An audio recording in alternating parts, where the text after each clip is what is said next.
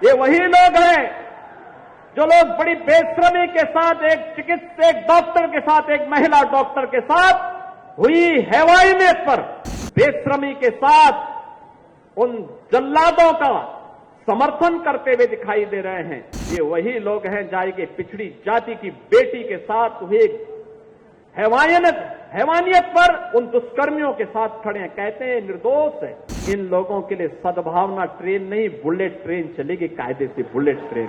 हम चाहते हैं अयोध्या आज बदल रही है, दुनिया अयोध्या की तरफ आकर्षित हो रही है। आप नौजवानों ने देखा होगा हमारा अयोध्या धाम जो पिछली सरकारों के कृत्यों के कारण अभिक्षिप्त सा हो गया था, आज अयोध्या देश और दुनिया को अपनी ओर आकर्षित कर रहा है। याद करिए अयोध्या कितनी संक्रिय गलियां थी, आज वहां की 4 लेन दुनिया को अपनी ओर आकर्षित कर रही है। वहां के मार्ग उन्हें अपनी ओर आकर्षित कर रहे हैं, वहां का एयरपोर्ट अपनी ओर आकर्षित कर रहा है। और जब आपने भी देखा होगा कि जिन लोगों को आज अयोध्या का ये विकास अच्छा नहीं लगता तो उन्होंने सोशल मीडिया हैंडल का दुरुपयोग करके दुष्प्रचार करना प्रारंभ कर दिया।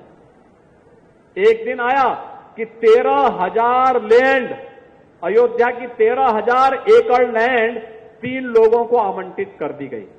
मुझे बताओ क्या अयोध्या प्रॉपर में 13,000 एकड़ लैंड है क्या?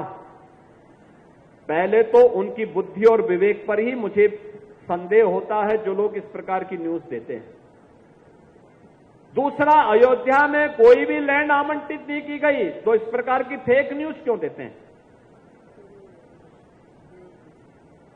एक दिन फिर दूसरी न्यूज आती है कि अयोध्या में धर्मपथ और रामपथ पर 3800 स्ट्रीट लाइट चोरी हो गई। यानी अयोध्या की जनता को और अयोध्या वासियों को कटघरा में खड़ा करने का ये प्रयास ये विपक्षी दलों के लोग करते हैं। सच्चाई क्या थी?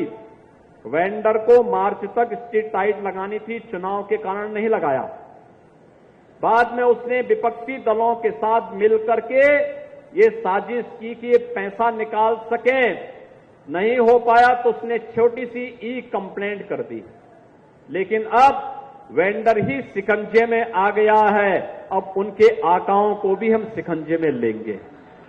कौन थे इसके पीछे जो अयोध्या को बदनाम कर रहे थे? और ये अयोध्या को बदनाम करने वाले वही लोग हैं जिन लोगों ने अयोध्या में राम भक्तों पर गोलियां चलाई थी, जिन लोगों ने अयोध्या को लहूलुहान किया था।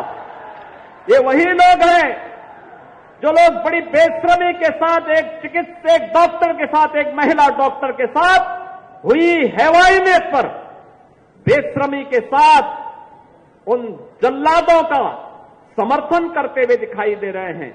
ये वही लोग हैं जाए के पिछड़ी जाति की बेटी के साथ हुए हैवानियत पर उन दुष्कर्मियों के साथ खड़े हैं, कहते हैं निर्दोष है। आपने लखनऊ की घटना भी देखी होगी। लखनऊ में एक बेटी अपने पिता के साथ और भाई के साथ बाइक से जा रही है, अचानक बारिश हो गई, पानी जमा हो गया। जबरदस्ती पानी फेंक करके फिर उस बेटी को गिरा दिया जाता है। और तब मैंने कहा था, तब भी मैंने वहां कार्रवाई की थी और मैंने कहा था कि इन लोगों के लिए सद्भावना ट्रेन नहीं, बुलेट ट्रेन चलेगी, कायदे से बुलेट ट्रेन।